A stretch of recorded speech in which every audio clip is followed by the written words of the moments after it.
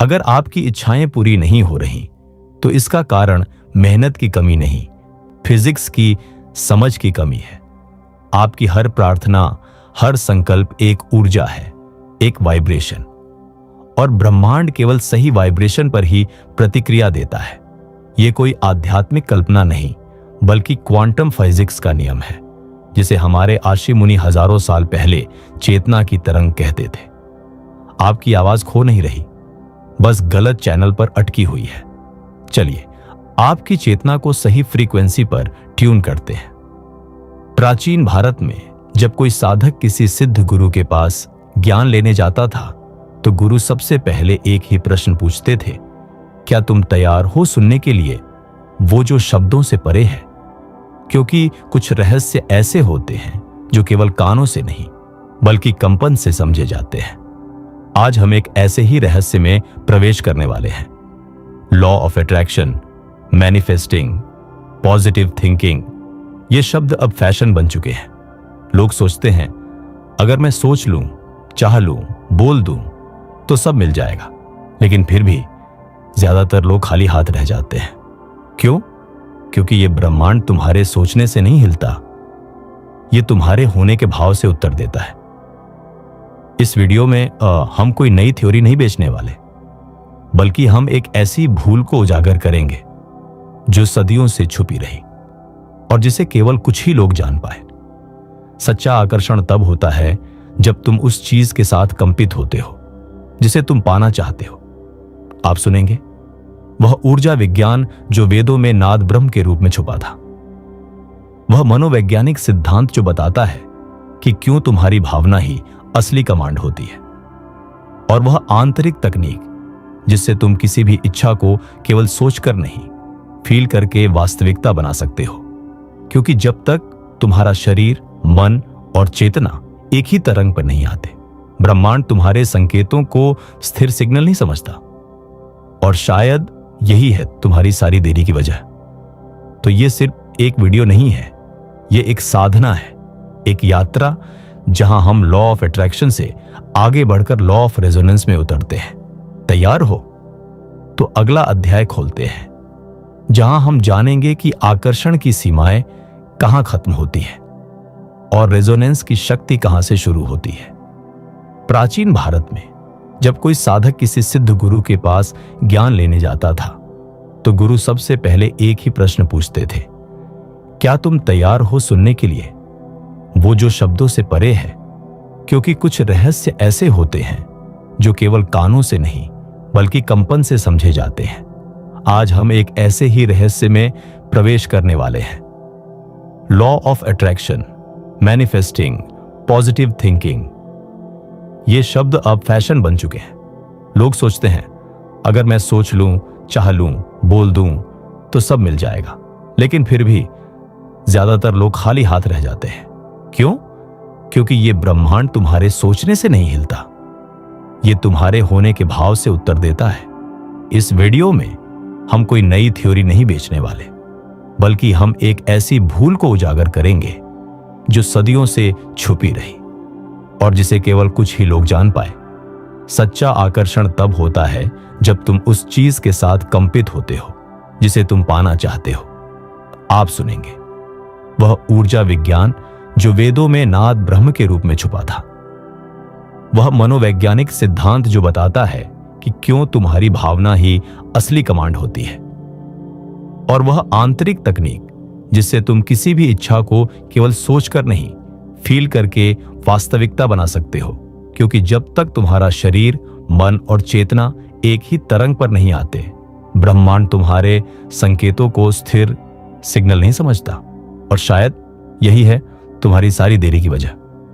तो यह सिर्फ एक वीडियो नहीं है, ये एक साधना है, एक यात्रा जहां हम लॉ ऑफ अट्रैक्शन से आगे बढ़कर लॉ ऑफ रेजोनेंस में उतरते हैं। तैयार हो?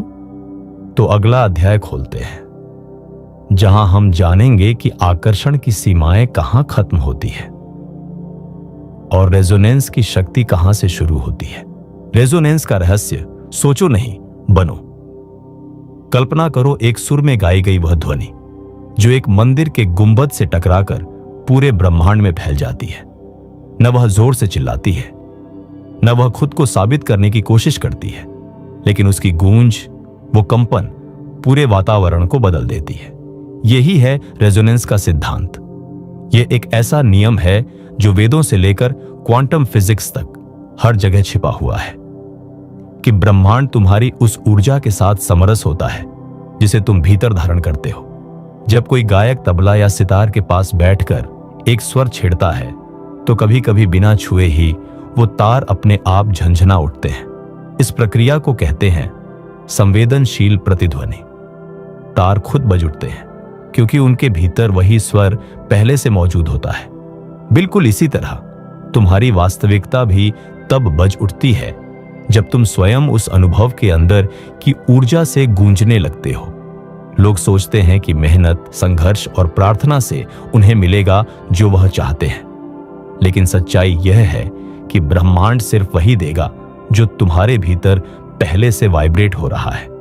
यहां इच्छा की कोई अहमियत नहीं, यहां सामंजस्य मायने रखता है। अगर तुम समृद्धि चाहते हो तो क्या तुम खुद को अभी समृद्ध अनुभव करते हो? अगर तुम प्रेम चाहते हो तो क्या तुम्हारी ऊर्जा प्रेममय है या कमी, तन्हाई और प्रतीक्षा से भरी हुई?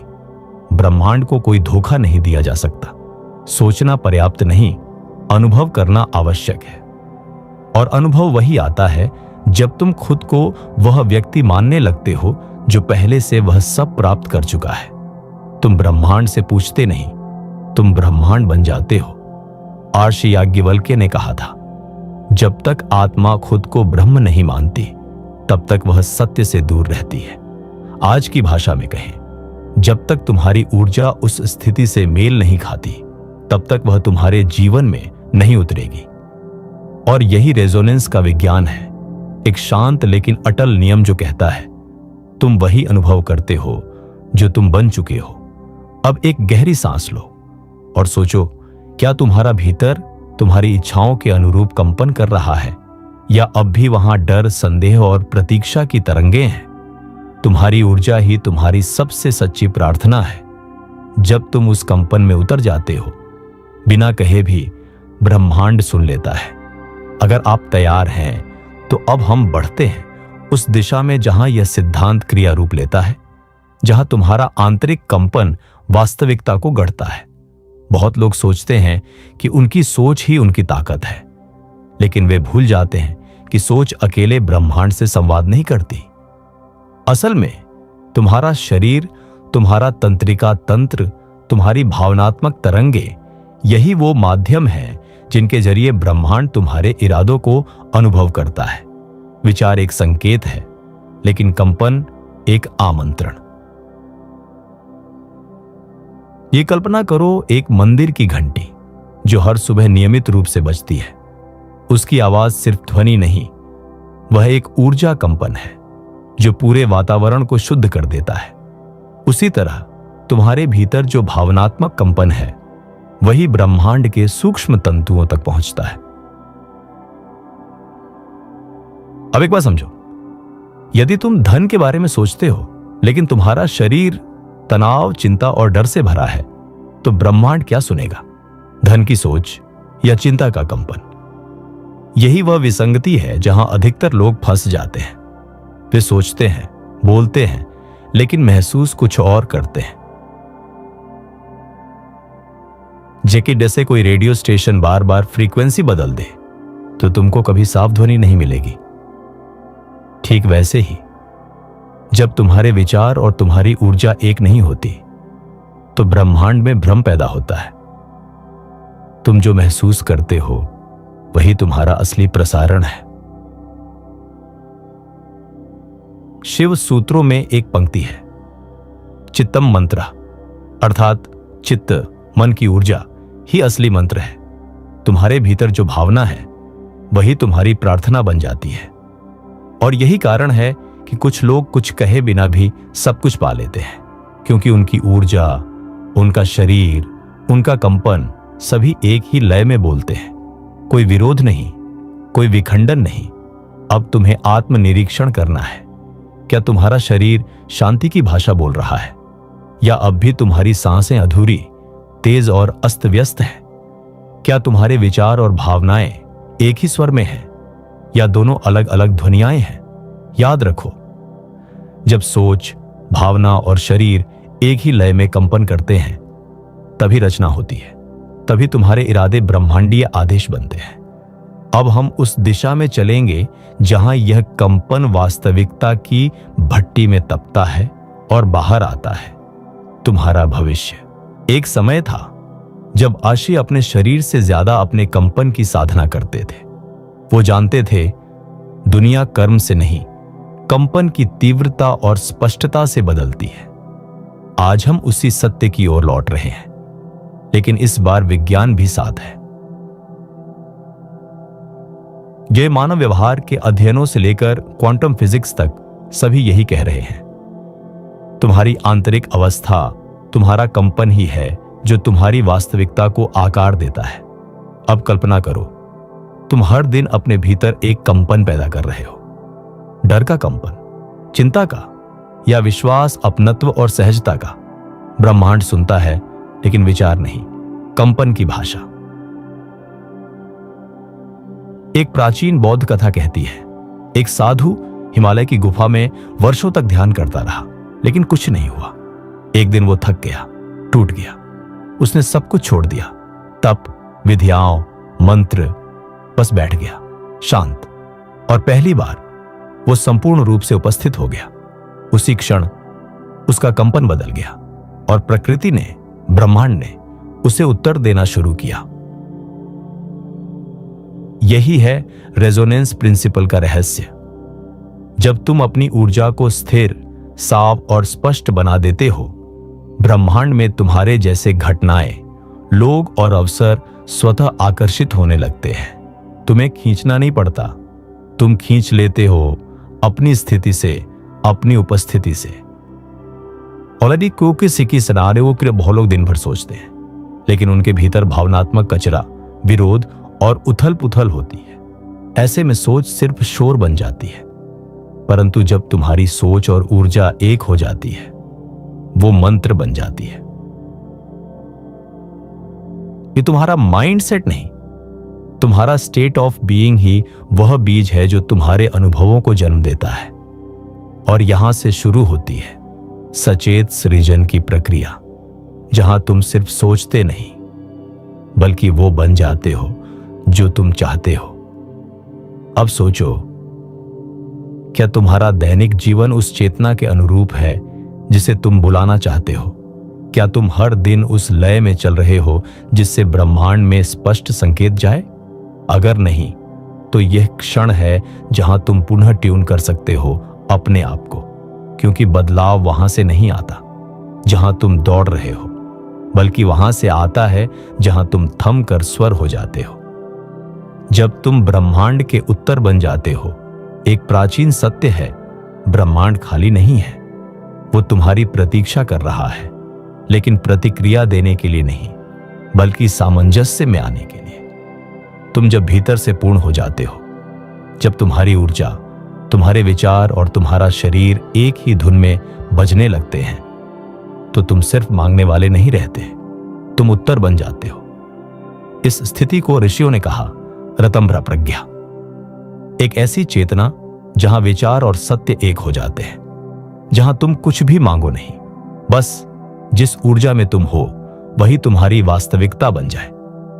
तुम्हें वो अनुभव याद है जब किसी विचार के बिना कोई अवसर अपने आप चला आया, या कोई व्यक्ति अचानक मिल गया जो तुम बस कुछ दिन पहले महसूस कर रहे थे?